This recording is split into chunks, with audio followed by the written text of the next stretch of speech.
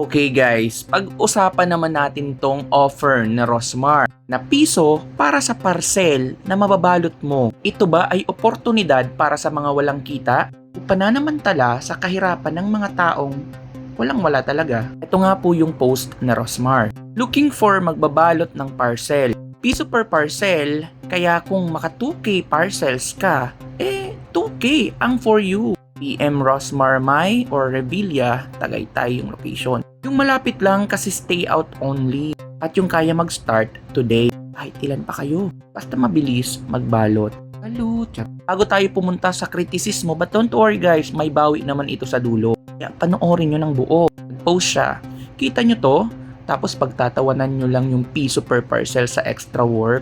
Kami nangangailangan ng work ngayon sa hirap mag-apply. Di basta-basta tinatanggap lalo kung di college graduate. Napakaraming rules. Sa akin kahit wala kang tinapos, go lang basta masipag at mapagkakatiwalaan. Thank you Rosmar Alpha Arbutin. Marami kang natutulungan. Yan yung sabi niya sa nag-post na si Mario Barrios na sabi niya kahit anong work po baka may bakante kayo dyan. Ma'am, please. Bilis-bilisan ko lang to kasi medyo mahaba. Ito yung kritisismo. Una, posibleng pag-iwas ni Rosmar sa minimum wage law. Hindi ko naman sinasabing iniiwasan niya talaga ito. Anyway, ayon sa Department of Labor and Employment or DOLE, ang mga piece rate o pakyawang sistema ay pinapayagan naman. Ngunit, hindi po ito lisensya para sumuway sa minimum wage protections. Ang minimum wage po kasi sa Tagaytay Region 4A ay nasa 508 pesos hanggang 600 kada araw. Kung ang isang manggagawa ay magtatrabaho ng 8 oras at hindi aabot sa minimum wage ang kanyang kinita dahil sa mababang rate, may pananagutan po ang employer sa ilalim ng batas. I think nasita siya dito. Kaya recently, may post siya na ganito, mas organized na, piso per parcel, let's go. Pero para lahat happy, uuwi lahat na may minimum na rate.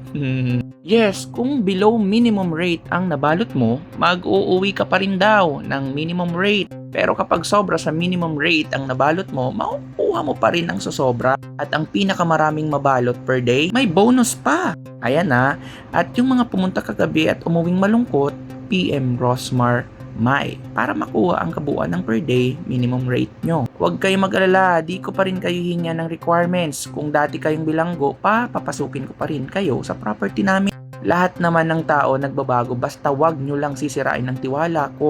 No requirements needed. Ngayon, mas organized na. Let's go!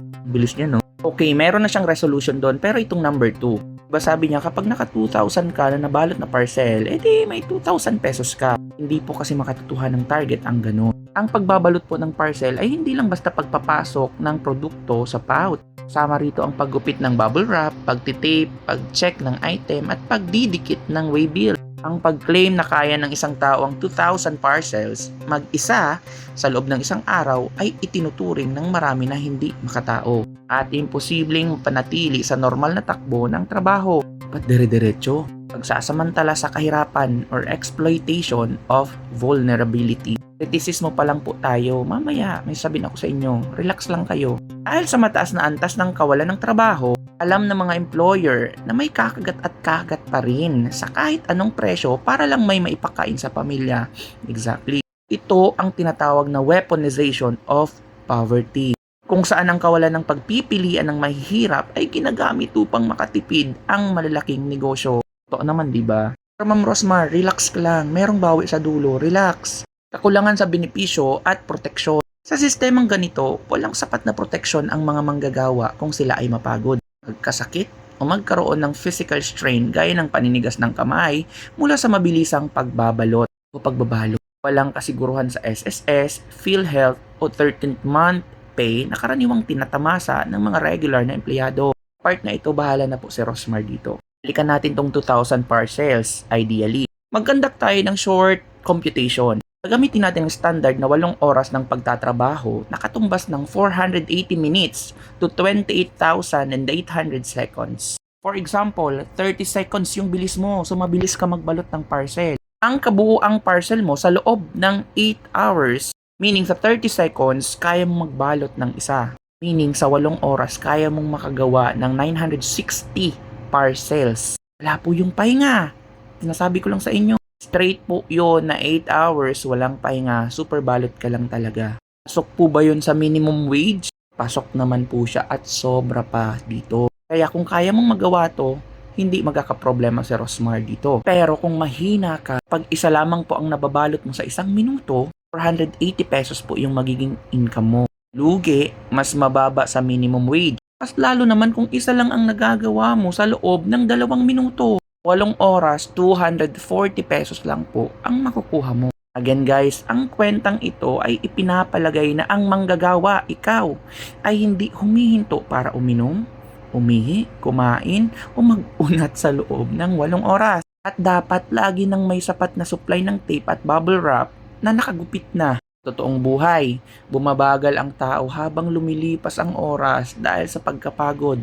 Diba? Eto na, todo na. Maaari kang kumita ng malaki kung ikaw ay may pambihirang bilis at stamina na parang makina. Tama no, bakit hindi na lang siya bumili ng makina? Anyway, sa dulo. O kung tulong-tulong ang isang buong pamilya. Ngunit para sa isang ordinaryong individual, ang extra effort ay may limitasyon dahil sa pisikal na kakayahan ng katawan. Kung magkakaroon ng aberya gaya ng pagkaubos ng tape o mabagal na pag-abot ng mga produkto, ang oras mo ay masasayang ng walang bayad.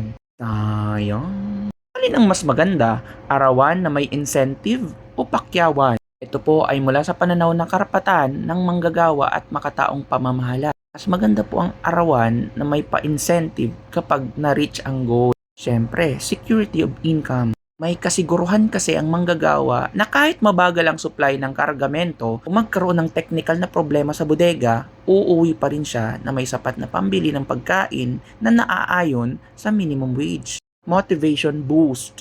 Ang incentive ay nagsisilbing malusog na hamon or bonus para magsumikap ang mabilis magtrabaho. Bakit delikado ang purong pakyawan? Nililipat po kasi ng employer ang lahat ng risk sa manggagawa. Kung walang benta o walang mabalot, walang kita ang tao kahit nag-effort siya pumunta sa lugar ng trabaho at nagbayad ng pamasahe. Pero as she posted naman po, sobrang dami pong babalutin at may mga paparating pa po as of the moment.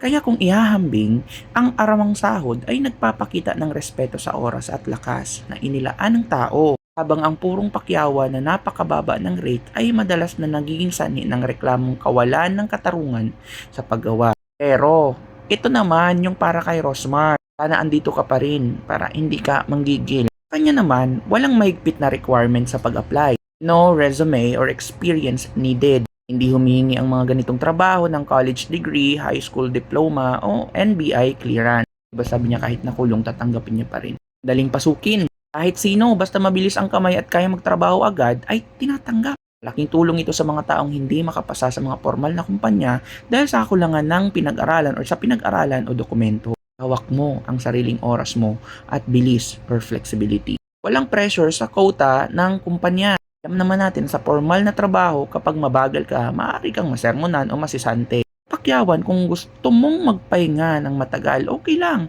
Ang kapalit nga lang ay mas mababang kita. Kontrol sa kita. Kung kailangan mo ng malaking pera sa araw na iyon, dodoblehin mo ang bilis at sipag mo. Eto pa, ikaw ang nagpapasya kung magkano ang target mong kitain batay sa iyong lakas.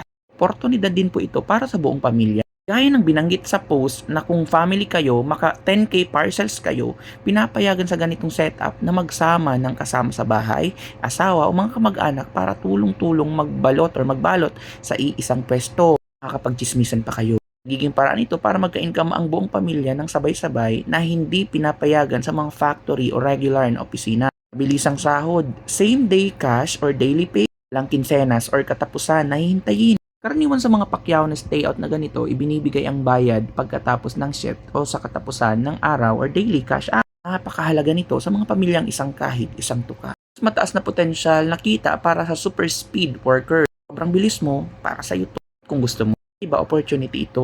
Kasi ang benepisyo para sa kanila ay ang baba ng harang upang makapagsimula at ang agarang hawak na cash. So sana na ipaliwanag ko din ng matino sa inyo to. Oportunidad ba ito? Pananamantala sa kahirapan ng tao.